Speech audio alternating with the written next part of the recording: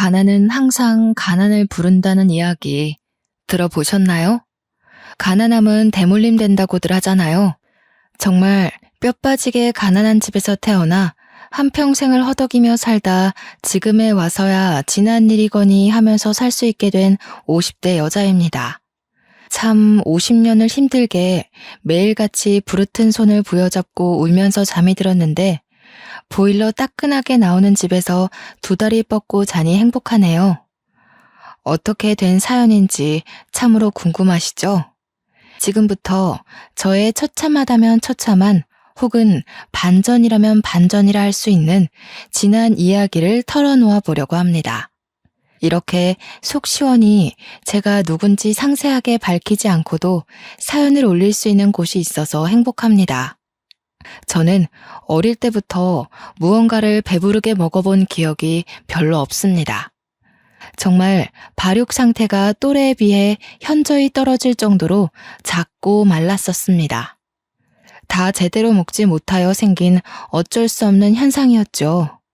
팔며 전전긍긍하는 엄마와 직장을 1년 이상 다니지 못하고 늘 항상 홧김에 그만두었다는 아빠. 그런 부부 사이에서 태어난 작고 깡마른 저까지. 고작 새 식구 입에 풀칠하기가 그리 힘드냐 하실지 몰라도 참으로 힘들었습니다. 엄마는 보험 계약이 없는 달에는 월급을 단 한 푼도 받을 수 없었고 아빠는 그나마 벌어들인 몇십만 원을 항상 다른 데에 써버렸습니다.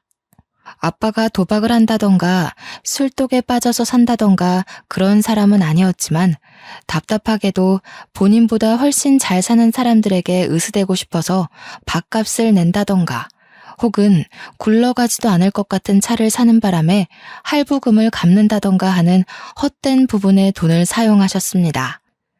덕분에 저는 엄마가 보험을 계약하고 와서 라면이라도 끓여주지 않으면 손가락만 내내 빨고 있어야 했죠. 그때만 해도 급식이라는 게 어디 있습니까? 도시락을 싸들고 학교를 다녀야 했는데 저는 항상 반찬도 없는 맨밥만 있었습니다. 반 아이들에게 한 입만 하고 반찬을 얻어먹어야 하는 신세였고 그나마도 맨밥조차 없는 날이 많았습니다.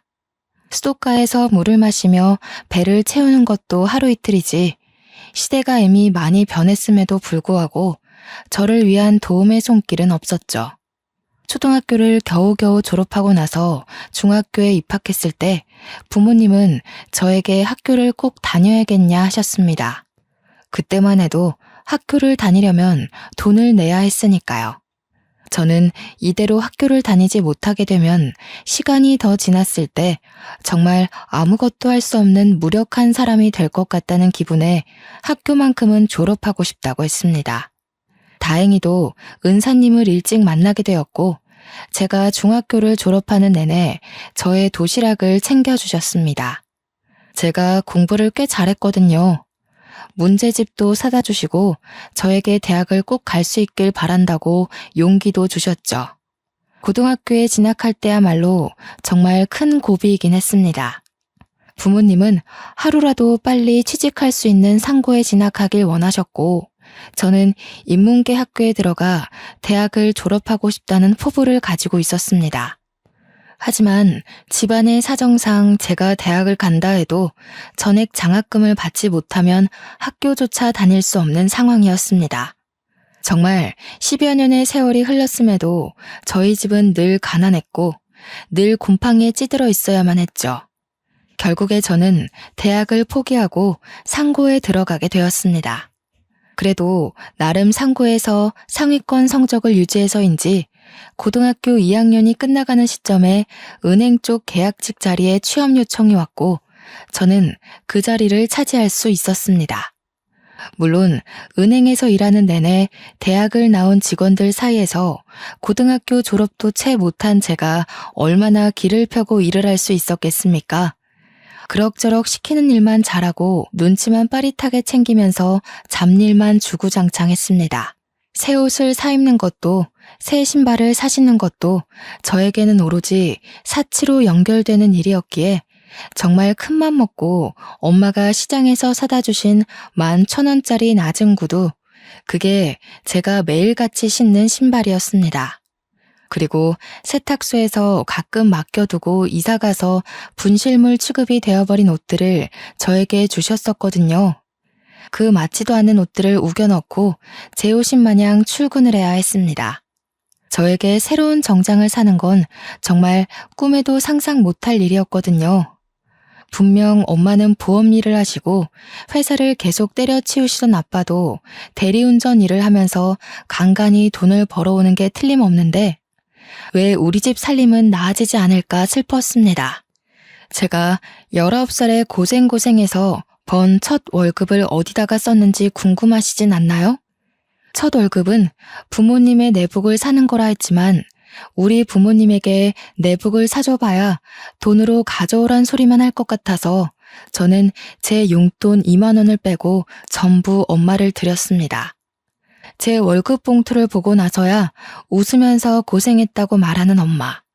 얼마나 제가 은행에서 구박대기 취급을 받는지는 모르면서 월급 봉투에만 관심 있는 엄마. 저는 정말 속이 상할 대로 상해버렸지만 그래도 우리 집 형편이 힘드니까 그래서 엄마도 웃음을 잃어가는 거야. 그렇게 생각했습니다. 엄마와 아빠를 보면서 저는 절대로 저희 아이에게는 가난을 대물림해주지 않을 거라 굳게 다짐했습니다. 자식들이 눈치를 보면서 사는 건 원치 않는 일이었거든요. 그렇게 1년 동안의 계약직 업무가 끝나고 은행 측에서는 저를 잘랐습니다. 한번 써봤는데 그 정도 일은 직원들끼리 돌아가면서 해도 될 것 같다는 이유에서였죠. 하루아침에 학생 신분으로 돌아오게 되었지만 곧 졸업을 앞두고 있었기에 저는 빠르게 취직을 해야만 했습니다. 당장 제 월급에 기대어 살고 있는 부모님을 생각하면 적게나마 돈을 벌어야 했거든요. 하지만 그러면서도 제 마음속에서 일렁이는 반항심은 내가 왜 돈을 벌어야 하는데? 하는 의문을 만들었습니다. 저는 졸업할 때까지만이라도 학생의 신분으로 친구들과 놀고 싶다는 생각을 했고 계약직 자리에서 잘린 것을 부모님께 이야기하지 않았어요. 당연히 월급 봉투를 들고 와야 하는 날 제가 빈손으로 터덜터덜 들어가니 집이 난리가 났습니다. 저는 그때 처음으로 부모님께 반항이라는 걸 해봤던 것 같습니다. 도대체 왜 내가 이 집안의 가장 노릇을 해야 하는 거냐고 소리를 막 질렀죠. 고작 19살인데 이제 겨우 20살일 뿐인데 대학도 못 가고 취직해서 돈이나 벌어야 하고 돈 벌어다가 내 옷 한 번 사지도 못하고 다 우리 가족 생활비로 나가지 않냐고요. 생활비는 부모가 벌어서 자식을 책임져야지 어떻게 된 게 성인이 되지 못한 자식이 부모를 책임지고 있냐고 소리를 막 질렀습니다. 정말 미친년처럼 울면서 고래고래 악을 쓰니 우리 부모님의 마음도 찢어졌겠죠. 하지만 당장 공과금을 내지 못해 전기와 수도가 끊어지기 일보 직전이라 저는 3개월간 마지막 학창시절을 마무리하고 급하게 취업을 했습니다. 자격증 딸 시간이라도 있거나 돈이라도 있었으면 좀 더 좋은 조건으로 취업이 가능할 텐데 그런 것도 하지 못할 상황이 너무 마음 아팠죠. 엄마의 보험은 한 달에 2-3개 계약이 될까 말까한 수준이고 앞 대리운전도 이 핑계 저 핑계 대면서 일을 나가지도 않고 저는 이 답답한 상황에서 하루빨리 탈출하는 것이 답이라고 생각했습니다. 결국 취직하게 된 곳은 제가 원하던 회사와는 거리가 완전 먼 사채업장이었습니다. 고리대금으로 힘든 사람들에게 돈을 빌려주고 그들의 장기까지 쏙 빨아먹는 악명 높은 사채업장이요. 굳이 20살 먹은 여자애가 왜 그런 데서 일을 하냐 할지 몰라도 월급은 은행보다 훨씬 빵빵했습니다. 하루빨리 돈을 벌어 어떻게든 자격증을 차곡차곡 모아 남들이 우러러볼 수 있는 기업에 취직을 하자는 일념으로 일단 입사를 한 곳이었죠. 그곳은 무척이나 험악한 곳이었습니다. 늘 항상 울고불고 매달리는 사람들이 가득한 곳이었어요. 하루는 손가락이 잘린 남자가 찾아와서 울면서 이 상태로 어떻게 돈을 갚느냐고 한 번만 봐달라고 애원하다 쫓겨나고 하루는 얼굴이 퉁퉁 부은 여자가 찾아와서 빌고 소심하게 돈을 빌리러 왔다가 이자율에 놀라서 낮아빠지는 사람들도 덜어 있었고요. 그런 사람들에게서 빼앗은 돈이 제 월급으로 들어온다는 사실이 기가 막히면서도 산 사람은 살아야지 하는 생각이 들었습니다. 은행에서 보았던 잡일 업무 덕분에 저는 사채업장에서도 빠르게 적응을 할 수 있었죠. 악덕한 사장이었지만 직원들을 챙기는 것 하나는 다른 업주들보다 확실했던 사장님은 저를 참 예뻐해 주셨습니다. 저에게 몰래 용돈을 찔러주시기도 하고 틈틈이 자격증 공부를 할 수 있게 배려도 해주셨고요. 다른 직원들도 저에게 언제까지 이런 곳에서 일할 수는 없지 않냐면서 하루라도 빨리 번듯한 곳에 취직하라고 용기를 주셨죠. 저는 그곳에서 남편을 만나게 되었습니다.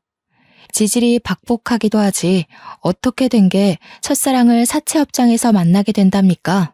그것도 빚을 잔뜩 져서 무일푼으로 사채업장에서 일을 하는 남자였습니다. 사장님께 진 가족들의 빚을 대신 갚느라 월급 대신 빚을 탕감한다는 조건으로 일을 하고 있었죠. 사장님과 남편네 부모가 서로 아는 사이라 험한 일을 당하는 대신 그런 조건을 두고 빚을 삭감해주고 있었던 것이었습니다. 우리 집도 가난한 마당에 가난한 남자를 만나면 안 된다는 것을 머리로는 알고 있었지만 마음은 그렇지 못했습니다. 이미 제 마음속에 자리 잡은 그 사람을 밀어내는 것이 도무지 쉽지 않았습니다. 남편 또한 같은 마음이었습니다. 저를 눈에 마음에 담았지만 본인의 처지가 너무나도 처절해서 감히 저에게 미래를 약속하지 못하는 딱 그 정도의 위치. 저희는 서로의 마음을 확인했지만 가난이라는 절망의 거리를 좁히지 못하고 있었습니다. 그러다가 사고를 치게 되었습니다.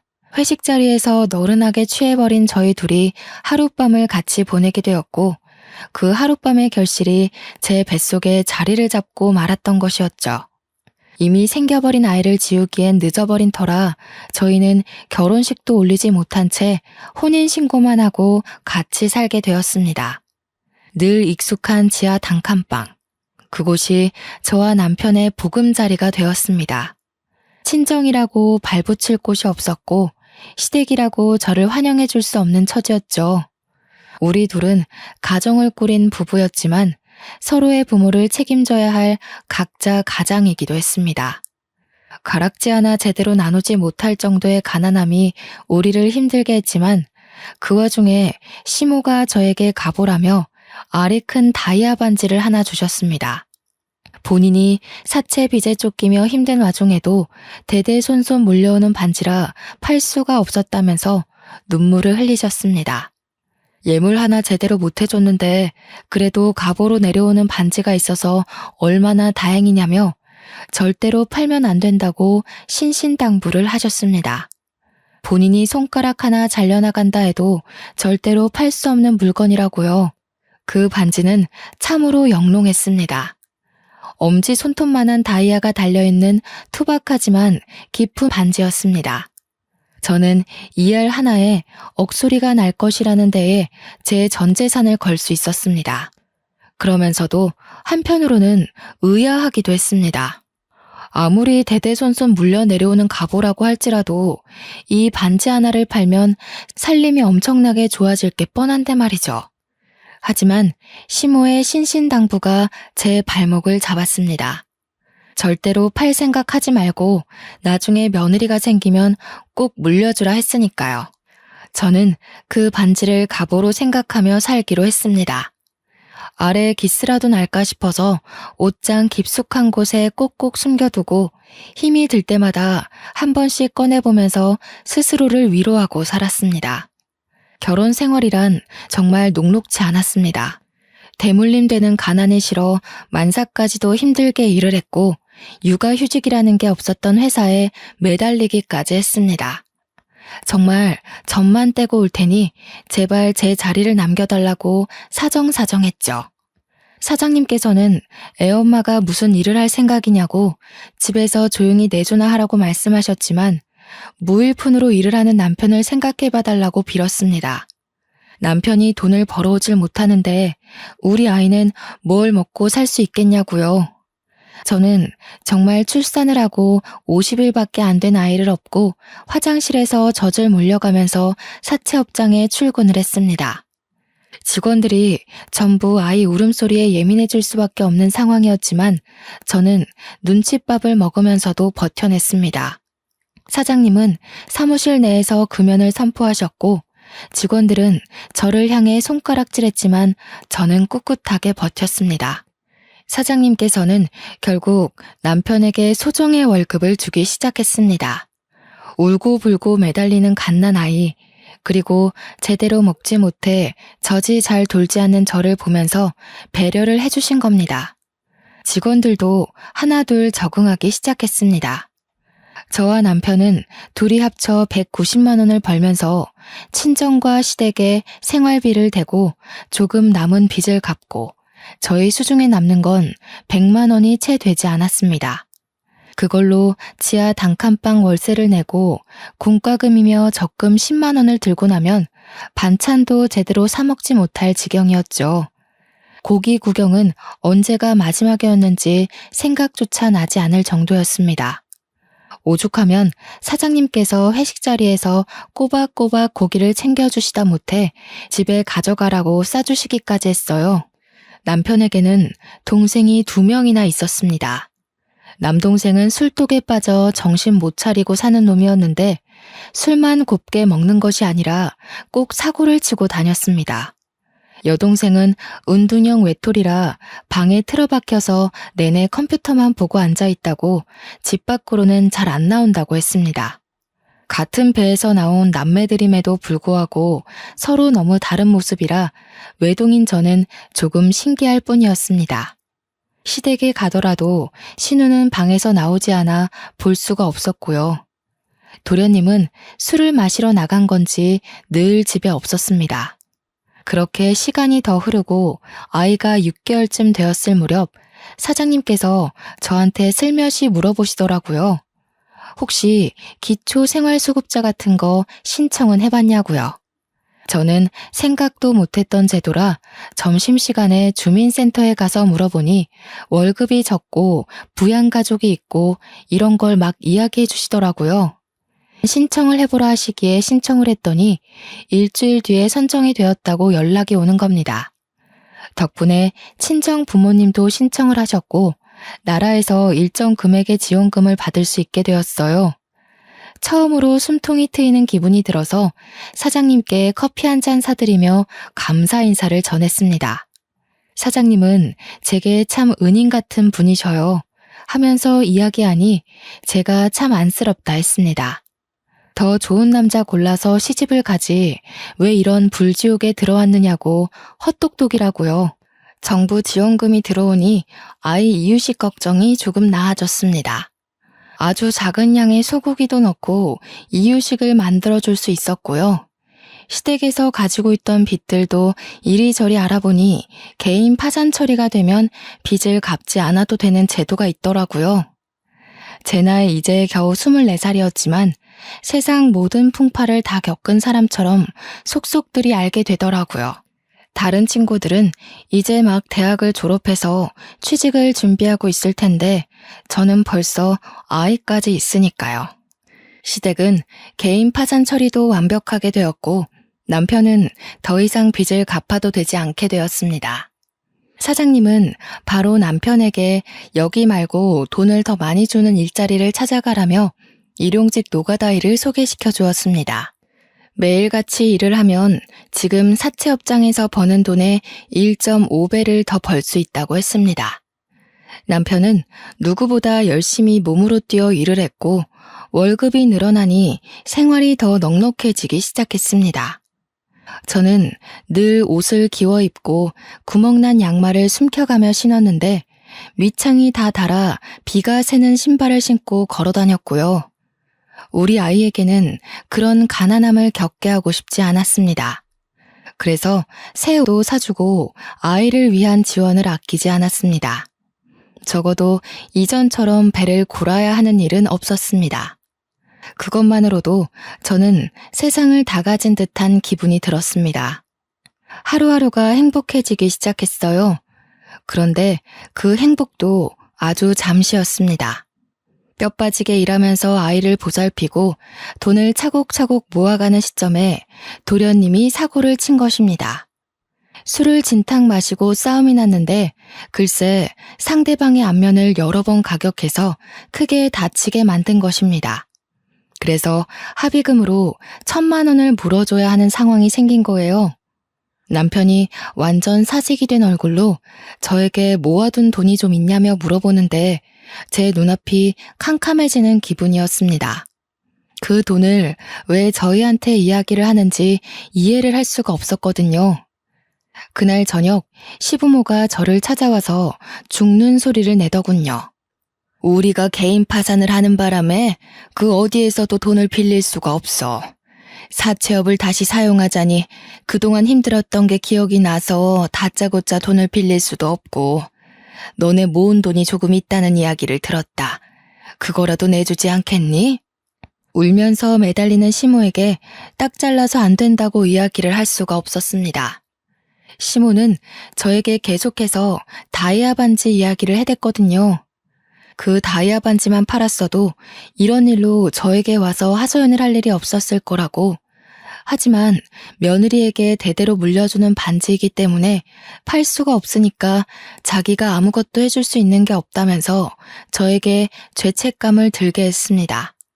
결국에는 10만 원씩 모았던 적금을 깨고 남편과 한동안 허리띠를 졸라매기로 약속을 한 뒤 돈을 해주었습니다.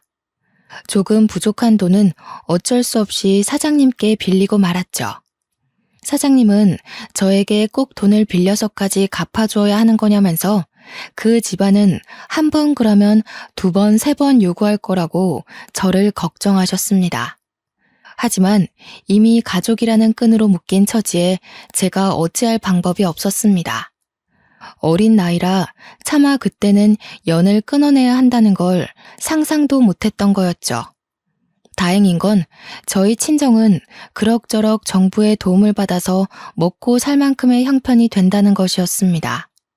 그렇게 사장님께 원금과 이자를 갚아가며 한동안 또 조용하게 지냈습니다.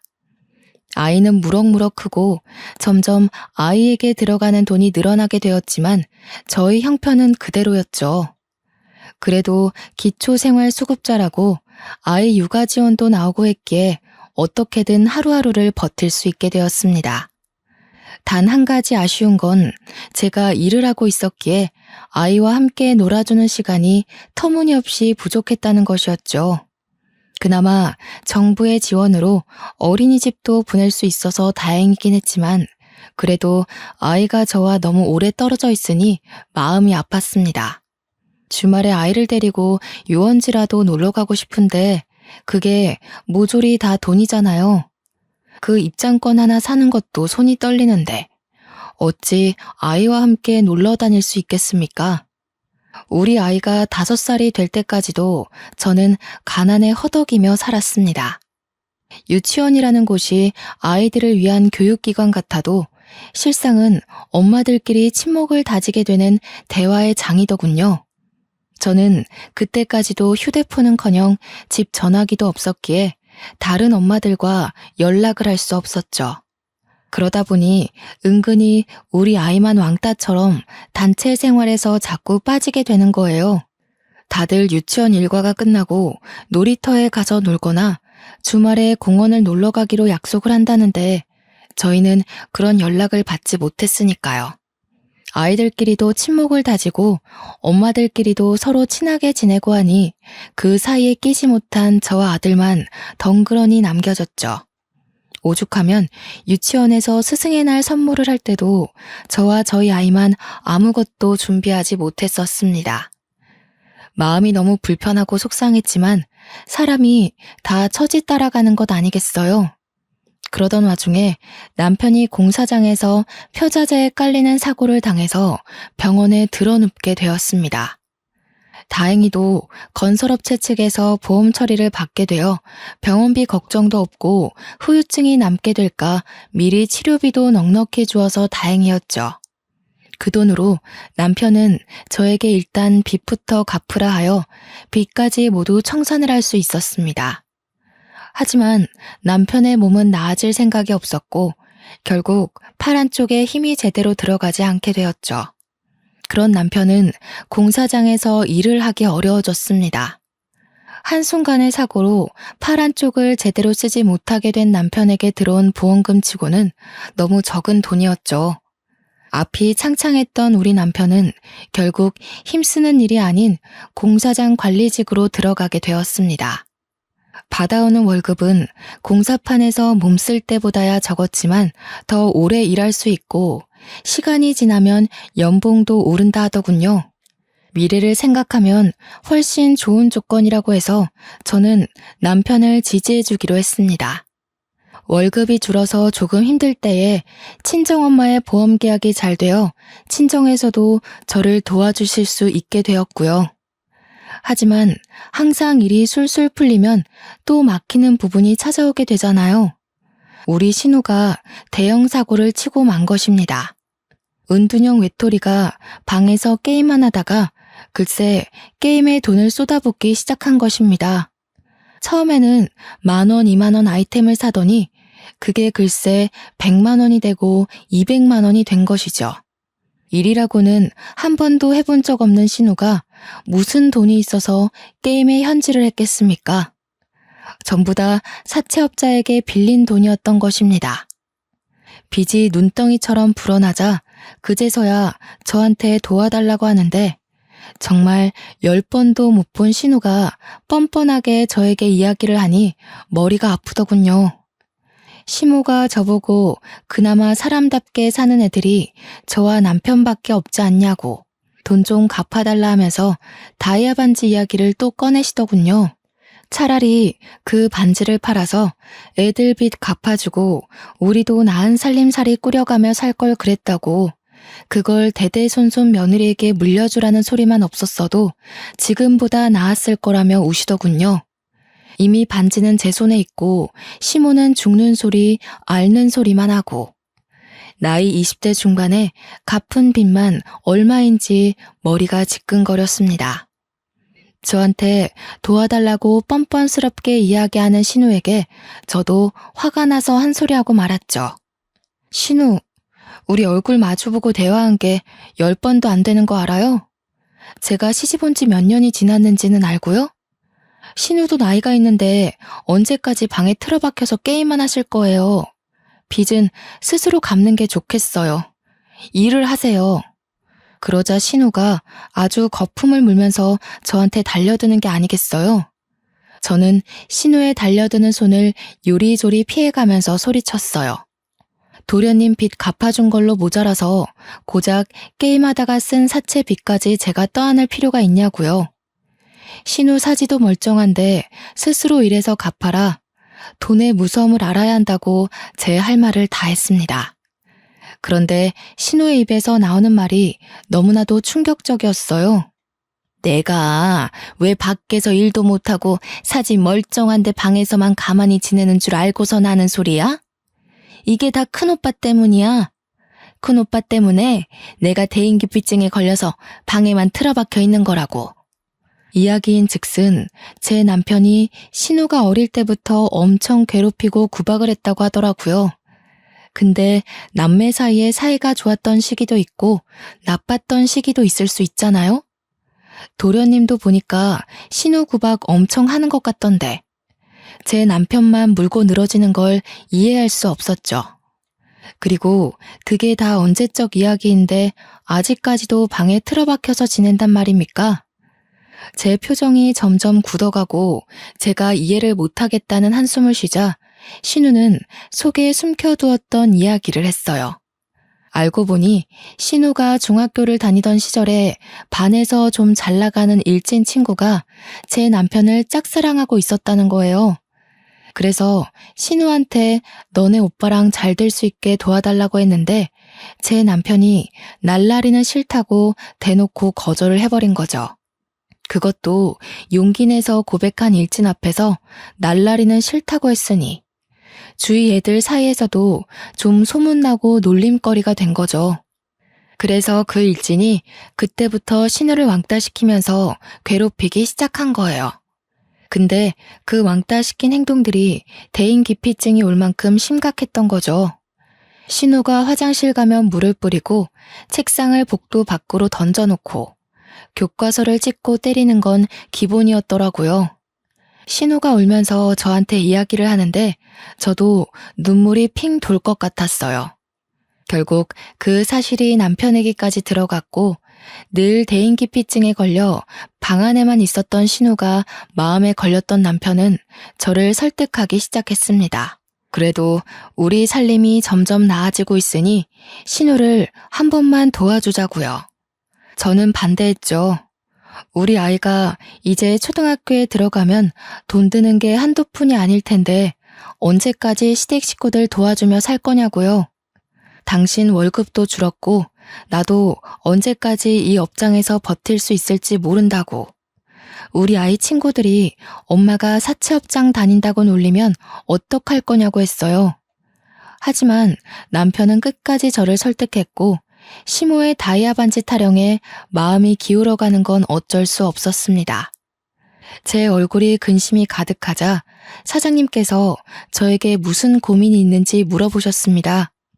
결국 소주 한 잔에 모든 걸 털어놓게 되었죠. 도련님이 사고 쳐서 돈 빌려간 것도 모자라 신우까지 사고를 쳐서 갚아주게 생겼다고요. 시댁에서는 다이아 반지 타령하면서 저에게 자꾸 짐을 지우는데 이 반지 확 그냥 팔고 싶다고 했더니 사장님이 저한테 그 반지 좀 보여줄 수 있겠네요. 왜 그러시냐 하니까 그거 담보로 이자 없이 돈을 빌려주시겠다는 거예요. 사장님께서 자기 못 믿냐면서 멀쩡하게 보관하고 있다가 원금 갚으면 그대로 돌려주겠다고 했습니다. 날마다 전화와서 저에게 한 번만 더 대출을 받아달라고 말하는 시댁 식구에게도 지쳤고 저는 냉큼 알겠다고 했어요. 벌써 8년째 알고 지내는 가족 같은 사장님인데 저에게 사기를 치진 않겠지 하고 생각한 거죠. 그래서 다음날 반지를 가져가 사장님께 3천만 원을 빌려달라고 했습니다. 그런데 사장님이 동네 금은방 사장님과 같이 오신 거예요. 그 반지가 진짜인지 아닌지 확인해봐야겠다고 하셨거든요. 저는 솔직히 좀 찜찜하긴 했지만 사장님께서 확인하셔야겠다고 하니까 그러려니 했죠. 근데 금은방 사장님께서 저한테 이게 진짜 다이아라고? 하시면서 사기당했네 하시고 껄껄 웃으시는 겁니다. 사기라뇨. 대대손손 며느리들에게 물려주는 다이아 반지라고 하셨는데요. 아이고 아가씨 순진하네. 다이아가 이렇게 유리알 같은 색을 내기가 쉬운 줄 아나. 그리고 이 정도 크기면 억 단위나 나가야 하는데 이런 알 구하기 쉽지 않어. 이거 가짜야. 저는 뒤통수를 세게 얻어맞은 듯한 느낌이 들었습니다. 10만 원도 안 하는 큐빅을 가지고 진짜 다이아라고 사기를 쳤다니.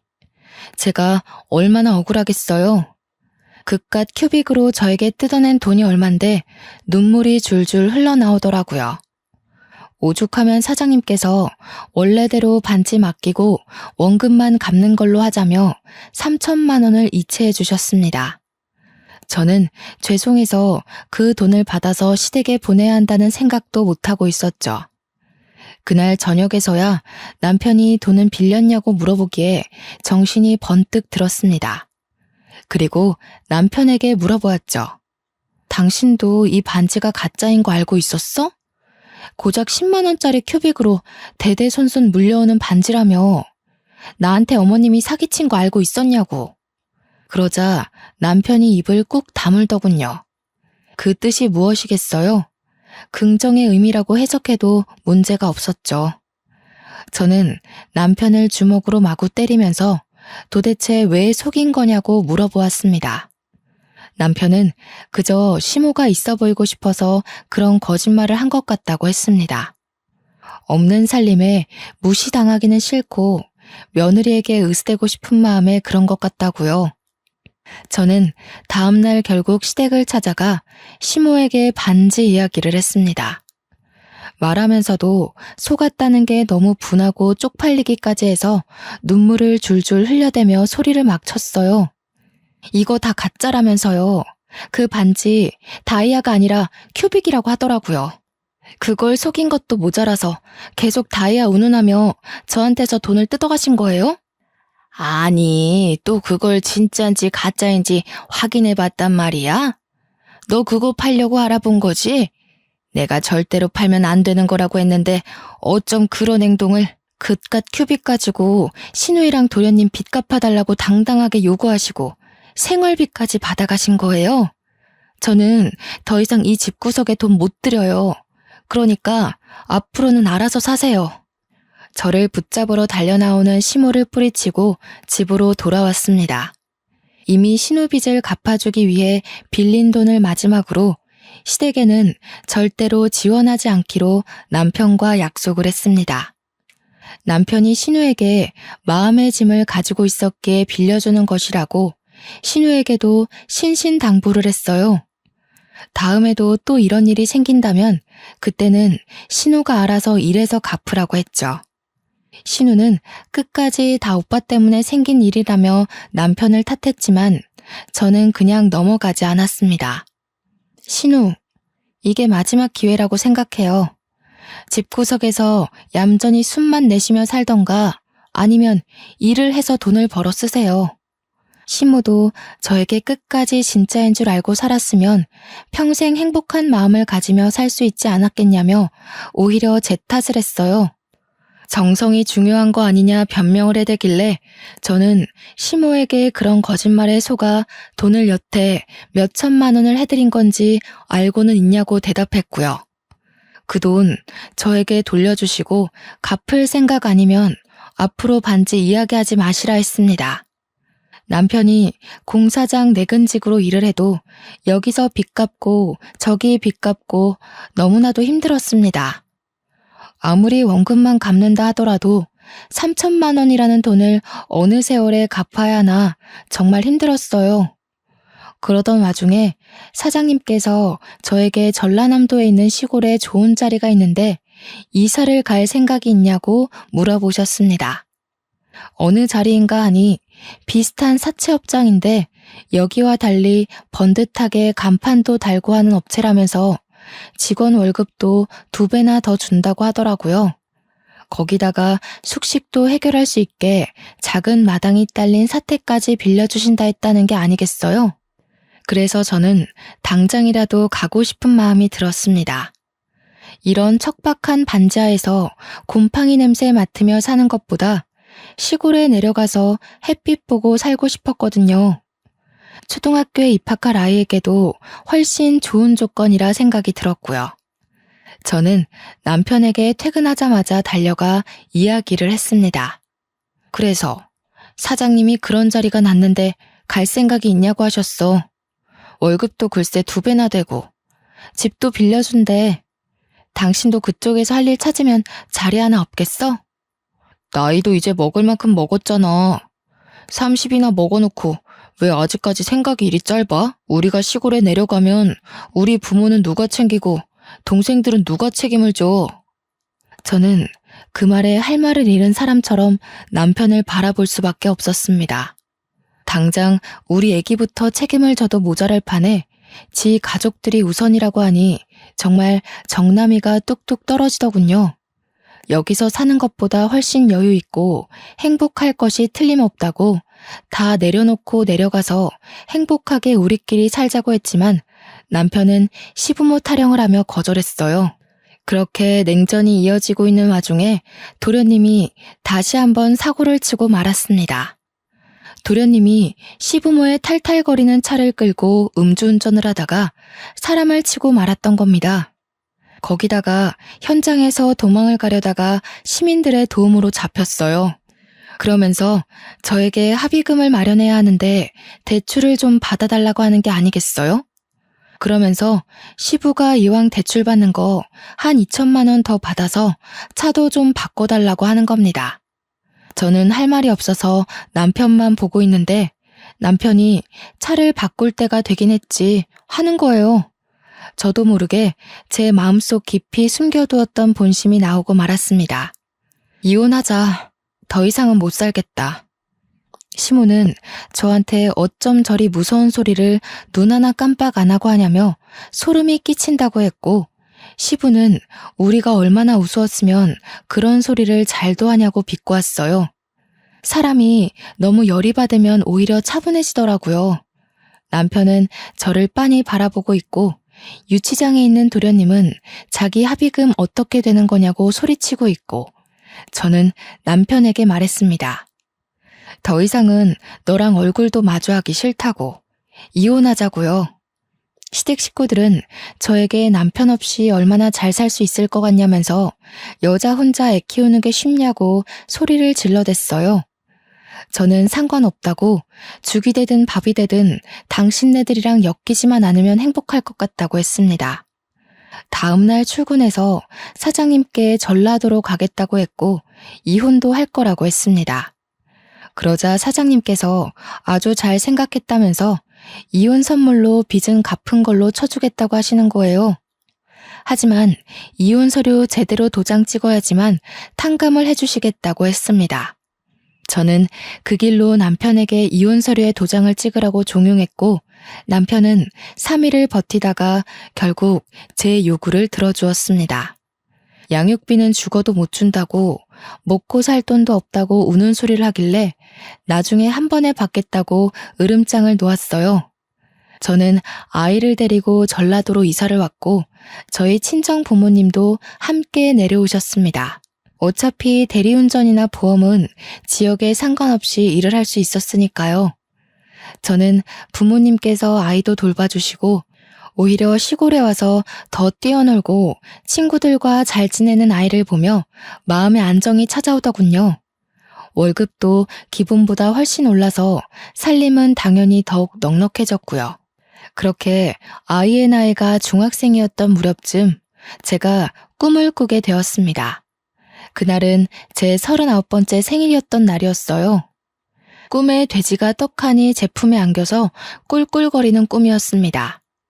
원래 돼지 꿈을 꾸면 복권을 사는 거라고 하잖아요. 그래서 속는 셈 치고 평소에는 사지도 않는 복권을 2장 샀습니다. 그런데 글쎄 동전으로 은박을 박박 긁었는데 무려 5억짜리 복권 2장이 당첨된 겁니다. 저는 1장도 아니고 2장이나 당첨되어 정말 턱이 빠질 정도로 입을 떡하니 벌리고 말았죠. 꿈인가 싶어서 볼을 꼬집어 봤는데 아프더라고요. 한참을 가족들과 진짜야 가짜야 진짜야 가짜야 확인을 하고 서울로 몰래 올라와 복권을 바꾸었습니다. 세금 떼고 나니까 7억 가까이 되는 돈이 들어오더군요. 갑자기 돈이 생기니 뭐부터 해야 할지 모르겠는 거예요. 그래서 부모님이 가진 빚을 갚아드리고 아이를 위해 교육비를 묶어놓고 우리 가족이 살 집을 얻었습니다. 그리고 남은 몇 천으로 주식이 돈이 된다길래 주식에 투자를 했어요. 근데 제 가슴이 콩할 만한지라 오르자마자 빼게 되더라고요. 그때까진 그게 단타라 먹고 빼는 거라는 걸 몰랐죠. 수익이 꽤 나고 돈이 막 불어나게 되니까 정말 가만히 있어도 웃음이 나더라고요. 그 돈으로 지금까지 잘 먹고 잘 살고 있습니다.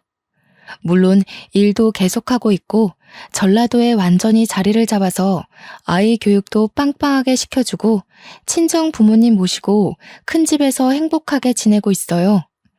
나이 50이 되고 나니 쇠약해진 부모님 걱정이 되긴 하지만 공기 좋은 곳에서 살며 틈틈이 작은 주말 농장도 짓고 지내고 있습니다.